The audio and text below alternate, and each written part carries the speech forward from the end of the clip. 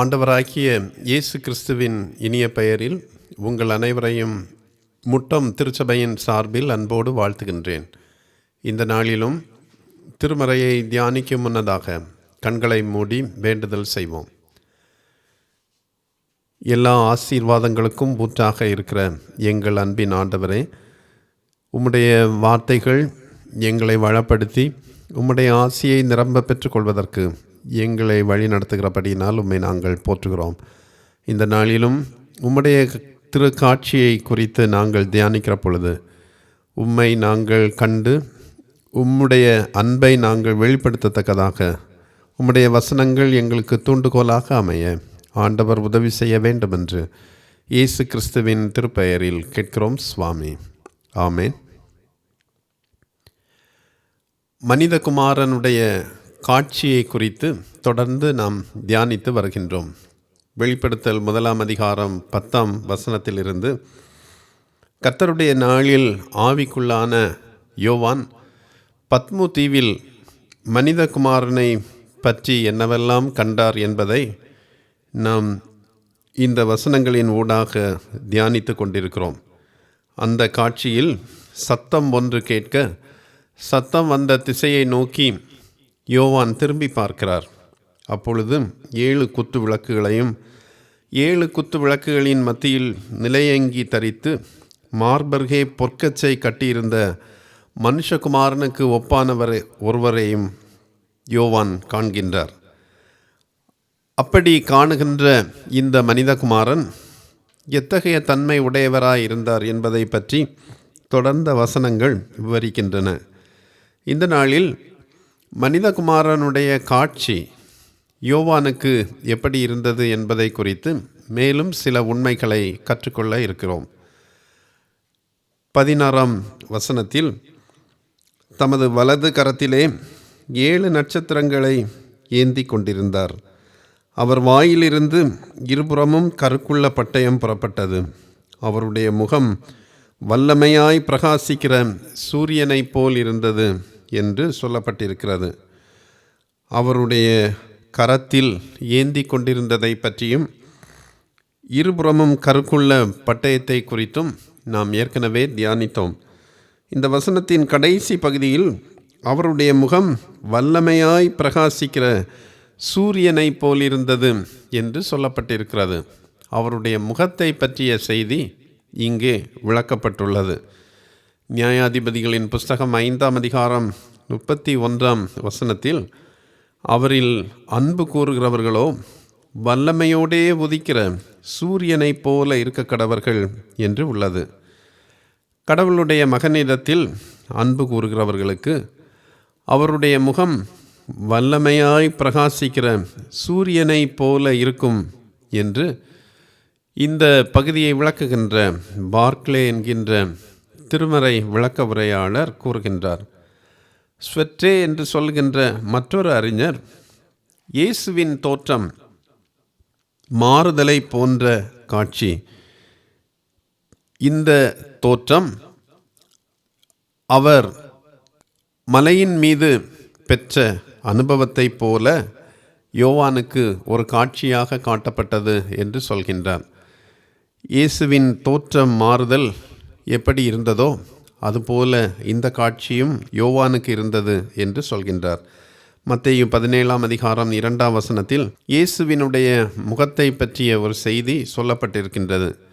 அங்கே இயேசுவின் முகம் தோற்ற மாறுதலின் போது, டிரான்ஸ்பிகரேஷன் சமயத்தில், பேதுரு, யாக்கோபு, யோவான் இவர்களுடைய கண்களுக்கு முன்பாக சூரியனைப் போல பிரகாசித்தது என்று சொல்லப்பட்டிருக்கிறது. இந்த பகுதிகளின் அடிப்படையில் ஆண்டவருடைய முகம் பற்றி சில உண்மைகளை நாம் அறிய முடியும்.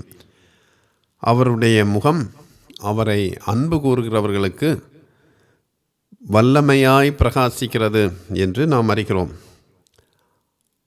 அதைப்போல அவரை பகைக்கிறவர்கள் அழிவார்கள் என்றும் நியாயாதிபதிகள் 5 அதிகாரம் 31 வசனத்தின் பின்பகுதி சொல்கின்றது. அவருடைய முகத்தை பிரகாசமாக காணத்தக்கதாக நாம் அவரை அன்பு கூறும்படி அழைக்கப்படுகின்றோம்.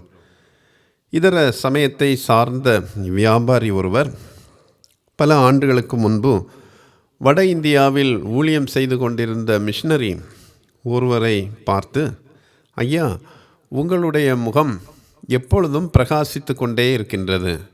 நான் ஆக்ரா, டெல்லி, குஜராத் போன்ற பல இடங்களுக்கு பயணம் செய்து வியாபாரம் செய்திருக்கிறேன். அங்கெல்லாம் உங்களை போன்ற மிஷனரிமார்களுடைய முகங்கள் பிரகாசித்து கொண்டிருக்கிறதை நான் காணுகின்றேன். என்ன மணமான பொருள் நீங்கள் பயன்படுத்துகிறீர்கள் என்று கேட்டார். இவருக்கு ஒன்றும் புரியவில்லை. நான் ஒன்றும் முகத்தில் தடவவில்லை. மனம் வரத்தக்கதான பொருட்கள் எதுவும், வாசனை திரவியங்கள் எதையும் நான் பயன்படுத்தவில்லை என்று இவர் நன்கு கூறியும், அவர் இல்லை இல்லை, நீங்கள் மறைக்கிறீர்கள். உங்களுடைய முக பிரகாசத்திற்கு பின்னால் ஏதோ ஒரு வாசனை திரவியம் இருக்கிறது என்று சொன்னார். அப்போதுதான் அந்த மிஷனரி புரிந்து கொண்டார். கிறிஸ்தவர்களின் முகத்தை பார்க்கிற பொழுது அவர் புரிந்து கொள்வதை இந்த மிஷனரியால் புரிந்து கொள்ள முடிந்தது.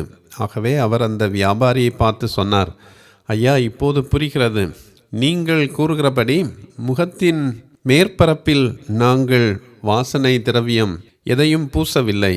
மாறாக எங்களுடைய இதயத்தில் இருக்கின்ற ஆண்டவரால் எங்களுடைய முகம் பிரகாசிக்கிறது என்று சொன்னார். அவரை அன்பு கூறுகிறவர்களுக்கு அவரது முகம் வல்லமையாய் பிரகாசிக்கிறது. அவருடைய முகம் வல்லமையாய் பிரகாசிக்கிற சூரியனைப் போல அவருடைய விசுவாசிகளுக்கு, அன்பு கூறுகிறவர்களுக்கு அது வெளிப்படுத்துகிறது. அவர்களும் அதை போல பிரகாசிக்கிறார்கள் என்று நாம் படிக்கிறோம். இந்த பகுதியில் 17ஆம் வசனத்தில் மற்றும் ஒரு செய்தி சொல்லப்பட்டிருக்கிறது. நான் அவரை கண்டபொழுது செத்தவனைப் போல அவருடைய பாதத்தில் விழுந்தேன் என்று யோவான் சொல்லுகின்றார்.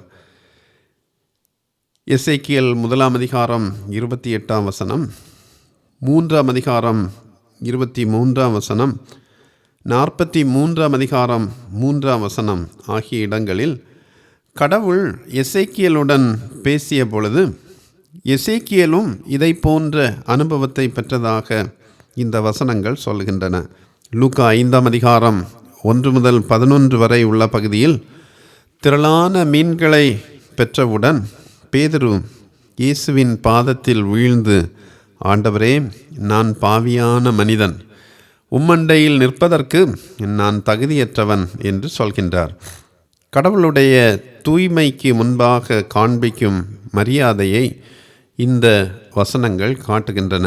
மத்தேயு 14ஆம் அதிகாரம் 27ஆம் வசனத்திலும் மார்க்கு 6ஆம் அதிகாரம் 50ஆம் வசனத்திலும் இயேசு கடல் மீது நடந்த பொழுது சீடர்கள் பயப்படுகிறார்கள். ஏதோ ஒரு ஆவி வருகிறது என்று பயப்படுகிறார்கள். அப்பொழுது இயேசு, நான் தான், அஞ்சாதிருங்கள் என்று சொல்கின்றார். பத்மு தீவில் இருந்த யோவானும் இது போன்ற உணர்வை பெறுகின்றார். அவர் இந்த காட்சியை பார்க்கிற பொழுது அவர் செத்தவனைப் போல அவருடைய பாதத்தில் விழுந்ததாக குறிப்பிடுகின்றார். ஏசாயா 6ஆம் அதிகாரம் 5ஆம் வசனத்தை நான் வாசிக்கின்றேன். அப்பொழுது நான், ஐயோ, அதமானேன், நான் அசுத்த உதடுகளுள்ள மனுஷன், அசுத்த உதடுகளுள்ள ஜனங்களின் நடுவில் வாசமாய் இருக்கிறவன், சேனைகளின் கர்த்தராகிய ராஜாவை என் கண்கள் கண்டதே என்று சொல்கின்றார். ஏசாயா உயரமும் உன்னதமுமான ஸ்தானத்தில் ஆண்டவர் இருப்பதை பார்த்து தான் அந்த பிரசன்னத்திற்கு முன்பாக நிற்கக்கூடாத மனிதன், நான் அசுத்த உதடுகள் உள்ளவன், தன்னுடைய அசுத்தமான நிலையை அவர் உணர்கிறார். அப்பொழுது 6ஆம் வசனத்தை பாருங்கள். ஏசாயா 6:6, சேராபீன்களில் ஒருவன் பலிபீடத்தில் இருந்து தன் கையிலே பிடித்த குறட்டால் ஒரு நெருப்பு தழலை எடுத்து என்னிடத்தில் பறந்து வந்து அதனால் என் வாயை தொட்டு, இதோ இது உன் உதடுகளை தொட்டதினால் உன் அக்கிரமம் நீங்கி உன் பாவம் நிவிர்த்தியானது என்றான். ஏசாயா தன்னுடைய உதடு அசுத்தமாக இருக்கிறது என்பதை உணர்ந்த பொழுது அதை தூய்மைப்படுத்துகிறார். ஆண்டவரை காண்பதற்கு தூய்மைப்படுதல் மிகவும் முக்கியமானது. ஏசாயா நாவை தூய்மைப்படுத்த தன்னை அர்ப்பணித்தது போல நம்மிலே சிலருக்கு தூய்மைப்படுத்த வேண்டிய பல பகுதிகள் இருக்கின்றன. பலருக்கு அவர்களுடைய வாய், இன்னும் சிலருக்கு அவர்களுடைய கண்கள், இன்னும் பலருக்கு கால்கள், கைகள் என்று இப்படி சொல்லிக்கொண்டே போகலாம். நாம் ஒவ்வொருவரும் ஆண்டவரை தரிசிக்கத்தக்கதாக அல்லது ஆண்டவரை பார்ப்பதற்கு தடையாக இருக்கின்றது என்று நாம் உணர்கின்ற நம்முடைய உடலின் பகுதிகளை சுத்தப்படுத்த நாம் அழைக்கப்படுகின்றோம். 17ஆம் வசனத்தின் பின்பகுதியில், அப்பொழுது அவர் தம்முடைய வலது கரத்தை என்மேல் வைத்து என்னை நோக்கி, பயப்படாதே, நான் முந்தினவரும் பிந்தினவரும் உயிருள்ளவருமாயிருக்கிறேன் என்று சொல்கின்றார். நான் முந்தினவரும் பிந்தினவரும் உயிருள்ளவருமாயிருக்கிறேன் என்று கூறுகிறார். பழைய ஏற்பாட்டில் கடவுள் தம்மை பற்றி இப்படி கூறுவதை அடிக்கடி நாம் பார்த்திருப்போம். இயேசுவும் கடவுளோடு கூட இருந்ததால் அவரும் இவ்வாறு கூறுகின்றார். நமது வாழ்வின் எல்லா நிலைகளிலும் அவர் இருக்கிறார் என்பதை ஆண்டவருடைய இந்த வார்த்தை சொல்லுகின்றது. முந்தினவரும் பிந்தினவரும் உயிருள்ளவருமாயிருக்கிறேன் என்பது நாம் நன்றாயிருக்கும்போது மட்டுமல்ல, எப்போதும் நம்மோடும் இருக்கும் கடவுளுடைய பிரசன்னத்தை நமக்கு சொல்கின்றது. மனிதர் பொதுவாக நன்றாக இருக்கும் பொழுது உடன் இருப்பார்கள். ஆனால் ஆண்டவர் நமது வாழ்வின் துயரமான நேரங்களிலும் மகிழ்வின் நேரங்களிலும் உடன் இருக்கின்றார். பிறப்பின் போதும் இறப்பின் போதும் வாழ்வின் போதும் தாழ்வின் போதும் ஆண்டவர் நம்முடன் இருக்கிறார் என்பதைத்தான் முந்தினவரும் பிந்தினவரும் உயிருள்ளவருமாயிருக்கிறேன் என்கின்ற வாக்கியம் நமக்கு உணர்த்துகின்றது. ஆபிரகாம் லிங்கன் அதிபராக இருக்கிற பொழுது கருப்பின மக்களுக்கு விடுதலை தருவதற்காக பல்வேறு முயற்சிகளை அவர் மேற்கொண்டு வந்தார். ஒரு கட்டத்தில் தான் தன்னுடைய முயற்சியில் தோற்றுவிடுவேனோ என்கின்ற சோர்வு அவரை பாதித்தது. அப்பொழுது அவருடைய செக்ரட்டரி, செயலாளர் அவரை பார்த்து சொன்னார், அதிபர் அவர்களே, காட் இஸ் வித் அஸ், கடவுள் நம்மோடு கூட இருக்கிறார், ஆகவே தைரியமாக இருங்கள் என்று சொன்னார். அப்போது ஆபிரகாம் லிங்கன் அதற்கு பதிலாக சொன்னார், கடவுள் நம்மோடு இருக்கிறார் என்பது எனக்கு தெரியும், பட் ஆம் ஐ வித் காட், நான் கடவுளோடு இருக்கிறேனா என்பதில்தான் எனக்கு சந்தேகம் இருக்கிறது என்று சொன்னார். நண்பர்களே, முந்தினவரும் பிந்தினவரும் உயிருள்ளவருமாக இருக்கிற கடவுள் நம்மோடு கூட இருக்கிறார். அவர் ஒருபோதும் நம்மை விட்டு விலகுவதில்லை. ஆனால் நாம் அந்த கடவுளோடு எப்போதும் தங்கியிருக்கிறோமா என்பதை சிந்தித்து பார்க்க ஆண்டவர் அழைக்கிறார். அவருடைய முகம் வல்லமையாய் பிரகாசிக்கிற சூரியனை போல இருந்தது. அன்பு கூறுகிறவர்களின் முகம் அதுபோல பிரகாசிக்கிறது. அவரை கண்ட பொழுது செத்தவனைப் போல விழுந்தேன் என்று யோவான் கூறுகின்றார். நம்மை சுத்தப்படுத்தி அவரை பார்க்கின்ற அனுபவத்திற்குள்ளாக வர ஆண்டவர் அழைக்கிறார். முந்தினவரும் பிந்தினவருமாகிய கடவுள் எப்போதும் நம்மோடு கூட இருக்கிறார்.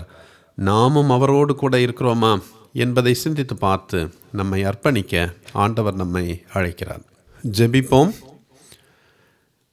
எப்போதும் எங்களோடு உடன் இருக்கின்ற எங்கள் அன்பின் ஆண்டவரே, உம்முடைய முகம் சூரியனைப் போல பிரகாசிக்கிறது.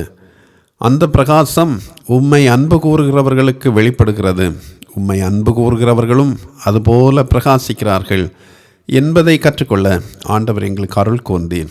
ஆண்டவரே, உம்மை நாங்கள் அன்பு கூர்ந்து உம்முடைய முகத்தின் பிரகாசத்தை ஒவ்வொரு நாளும் எங்களுடைய வாழ்வில் வெளிப்படுத்த எங்களுக்கு உதவி செய்ய வேண்டும் என்று ஜெபிக்கின்றோம். உம்மை கண்ட பொழுது செத்தவனைப் போல விழுந்தேன் என்று யோவான் கூறுகின்றார்.